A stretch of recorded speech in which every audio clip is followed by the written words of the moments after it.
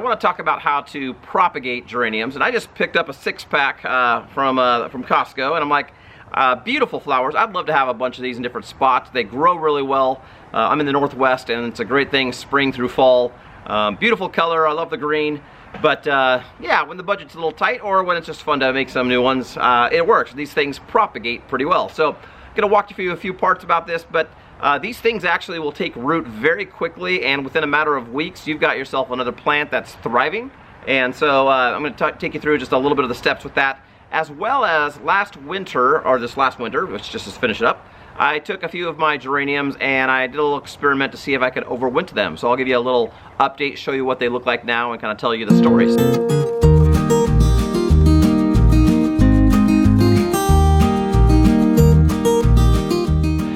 First off, as far as cuttings, now these ones are they're growing, and if I was to let them go, I'd probably have a few more spots where I could cut them. But I've got a couple, probably each plant I could take off one of these, and that would also help round out the bush, kind of fill it in. But let me take you through and zoom in and show you what I'm looking at when I'm going to do a cutting. And basically my idea here is I've got a plastic container. You can use whatever. And what I do is I've got my soil, and I've got a couple of these old nail screw containers, and I use these things pretty often, but it's basically creates a mini greenhouse. It's juice containers, and I'll get my plant in there, or a couple in there, kind of set this in, and I usually leave the lid off, and kind of creates a nice little greenhouse. Put it in my shed window, or just kind of off to the side there where it gets some natural light but not direct sunlight, and voila, in a couple of weeks we'll have some beautiful geraniums, possibly even flowering. So kind of take you through that. Alright, so here's the geraniums. Just got these a couple days ago from the store, and what I'm looking for here, let me turn one of these over. The geraniums are actually not even filling up the whole pot yet. They're still fairly young, just starting to see roots grow out the bottom. But I'm looking through here, and I'm looking for not so much the little leaves, but I'm looking at kind of the main stem. And I don't know if you can see this real well here, but I'm looking at this nice stem here. That this would be a great spot to cut. It leaves me just a couple inches. I'll take off some of the leaves, and if there's any flower on that, cut that. The current plant will grow some new flowers and kind of start to burst and fill in, more round shape versus long and laggy, and then I can use that cutting for a new one. So let me take you through that. So I'm simply gonna come in here,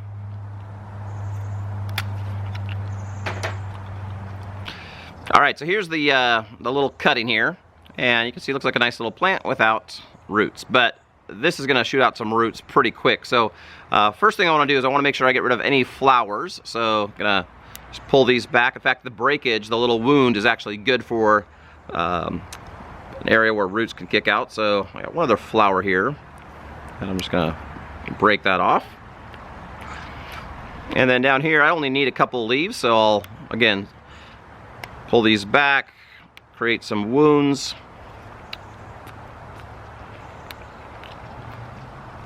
And let's do one more. Alright, so that thing is set to go. So let me get my little pot over here. And I'm simply going to go and put that down in the soil.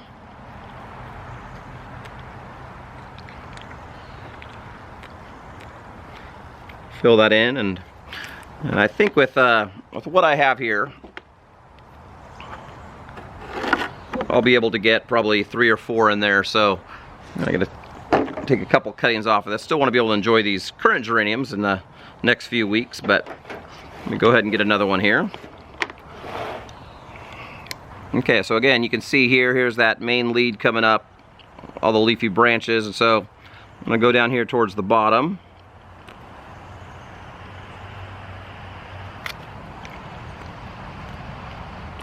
So cut that. Again, here we go. Nice little cutting. Definitely don't want to keep the flowers. I want that energy going towards root development right now. So that's the lowest one there. So I'm going to break that off. Break off a couple leaves.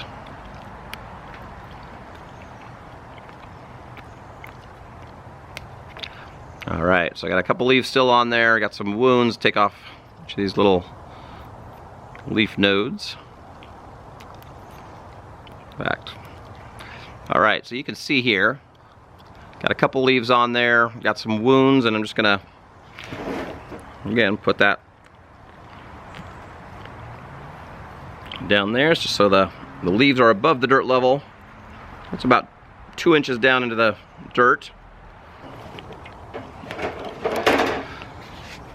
All right, so here we've got here I've got the 3 cuttings, and I'm gonna just give it a basic watering. Get all the soil damp.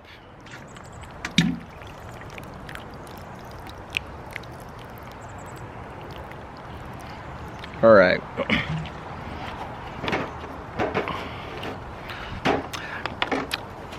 I'm gonna take my juice container,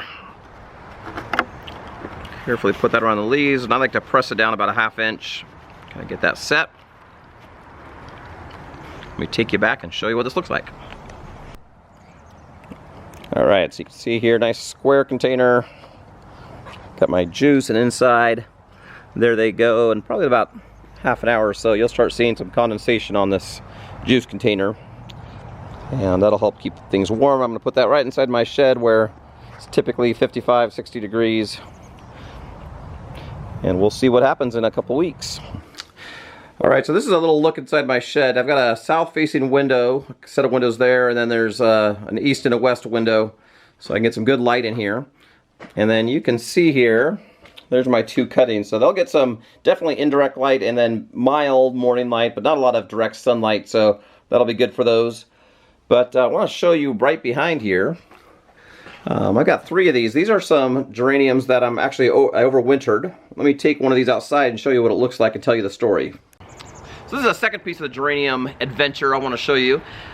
This last winter, this is probably around November, my geraniums were at the point where it was getting too cold. They were done, and so usually I've always thrown them away. But I heard that you could actually save them over winter, and they're not that complicated. So kind of the story that I learned along the way, or I read up on, was that if you take these things, take them out of the dirt, you can shake off the soil and basically put them in a bag. Now there's gonna be all the leaves and whatever else, so I cut back some of that, but I left a fair amount on there, and just put them in a brown grocery bag, put them in I actually have a locker. I put them in a locker in a cool dark spot and let them sit there for a couple months. One time I checked them, and they looked like they weren't dried out, but they looked pretty gross. But they looked like they're fine. I didn't see any mold or anything. And so I kept the 3, and then just a couple weeks ago I went and took them out, trimmed off all the dead leaves and everything, and put them in some dirt, and sure enough, there are little green buds that are, or I guess they're kind of yellowish, whitish green. They're gonna be turning green soon, but I'm seeing lots of new life come on here. So let me zoom in and show you what this looks like. All right, so you can see here, I mean, they pretty much look like a bunch of dead branches, but there is life coming up. So as you can see, not quite in comparison to the store-bought geraniums, but I wonder if in another month or so these things are going to be just doing super well. They have a nice root ball in there, and there's lots of life coming out of here. So the one thing I see right now I'm going to do is I'm going to go through, and I've got dead parts above it, so I'm going to basically clip these, and let me walk you through what I'm learning. So I just cut these back a bit. There's just a little bit of dead wood, kind of a little bit rottish at the top, but kind of cut them back to where I saw life in there, and I'm going to let these things continue to grow. My soil is not real wet. It holds the moisture just fine, but I don't want these things to be totally waterlogged, so I'm going to let that sit. Here's another one you can still see. Oh, actually I had some sawdust. I put some sawdust around them, and just kind of help take some of that moisture, but same thing here. I can tell this is kind of like a dried out dead part. So I'm going to clip these.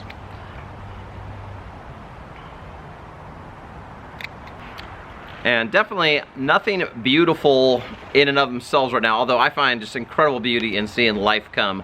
But we'll do a little test. Maybe I'll follow up video this summer, and we'll see how the overwintered ones compare to the store-bought ones. Free and really minimal work. I mean, it really took me 3 minutes, 5 minutes maybe, to walk back and forth to put these away. And it's been kind of fun to watch. But okay, so that's that part. The last thing I want to do is I want to show you what I do to pot these things. There's nothing real magical about it, but you basically want to keep these things in a well-lit, kind of a high sun area. They'll do real well. They don't love shade. They need that sun. And keep them watered when the soil dries out. It starts drying out the top. Water them, but you don't want to water them every day and get these things just totally waterlogged. They will not do as well. And you also fertilize them, but you don't need to do crazy amounts of nitrogen. If you're getting a lot of green leaves and no flowers, good chance you're over fertilizing. But let me walk you through how I take these things and put them in the soil. They'll do real well if you were to just put them in a garden bed, space them out about 12 inches or so, and they'll do well there. I actually like to put these things in pots around my patio or front porch. As long as it's a high sun area, it'll do real well. So I've got this contraption behind me. I don't know if you can see this, but it basically has room for 3 pots. And then sometimes I'll actually take this. I like this because I can actually move it, you know, close to a door in the shade for when I'm having a party. But then if I want those out in the sun, usually I can go put them in another spot, kind of just during the day-to-day life. But it's real easy to move around, so I enjoy using that thing. So basically what I'm doing here is flip it upside down. I've got some roots that are coming through, so it's about time to send this thing out. Fairly young. All right.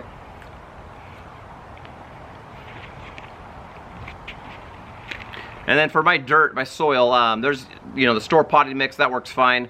I actually have got some dirt that it's a mix of dirt, sand, and compost, and that's what I prefer using, but they'll do well in most things. Again, you do want it well draining.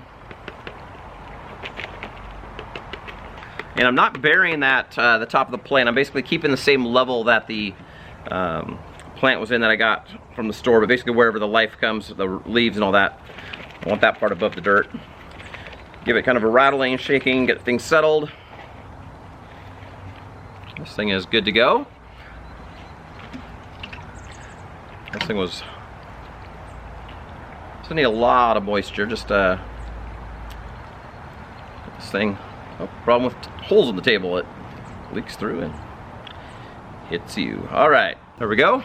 And then I'll usually go through, I've got a couple different things I'll do, but one is I like to go and take some, if I get compost, I'll usually sprinkle some compost, kind of just crumbles up around the top of this, especially as the dirt settles down a bit. But I usually try to fertilize these things every 6 weeks or so, and just to keep these things doing real well. And then I water them in the real heat. I'll give them, you know, daily if they're in the sun. But oftentimes in the spring when it's not super hot, I might water them once a week, maybe a little more often depending on the weather. But once the top of the soil starts getting dry, you can kind of dip your finger, play around at the top of the soil, and if it's dry there, then give them a good watering. But if it's still moist, they're fine. You don't want to oversaturate them. Okay, so in here I've got compost. I picked up from a trailer load of compost. So I'm just gonna dump this in, and I can see just really good black rich compost in here. Time to play in the dirt. I just mix this into that top 12 inches or so.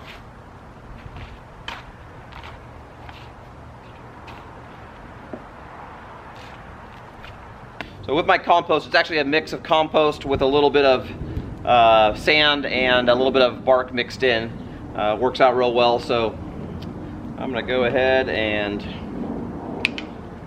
I usually do 3 of these in a pot.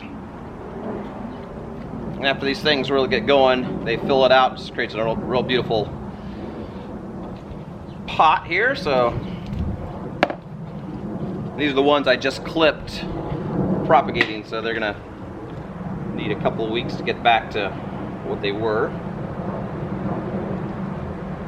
Again, I want them buried, but not lower than where their current top level is at.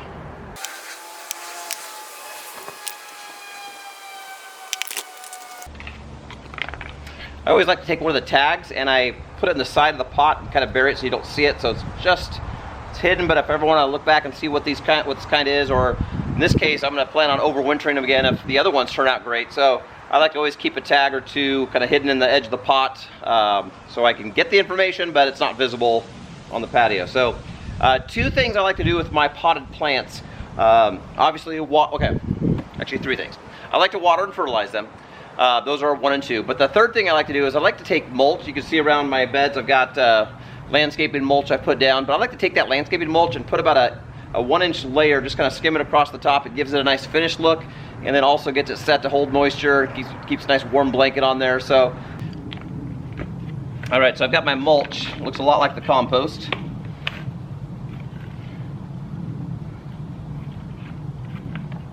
Just sprinkle this over the top. It gives it a nice finished look. Matches in with all the beds. Bring some moisture retention, some heat, some nutrition. All right, these are set, these geraniums here. I've got my mulch on top, some good soil underneath. I'm gonna keep these things watered, well watered but not over watered. Nice sunny location. As the temperatures are warming up, these things are gonna really thrive and should be great. So hopefully this is helpful. We'll kind of do a follow-up later and see how the cuttings did and show you how even the overwintered ones look. And as I experiment, kind of my little adventure, hopefully you enjoy it. If you got any thoughts, questions, or comments about something that's working for you, love it if you could throw those in there in the comment section below. But that's it for today. Have a good life.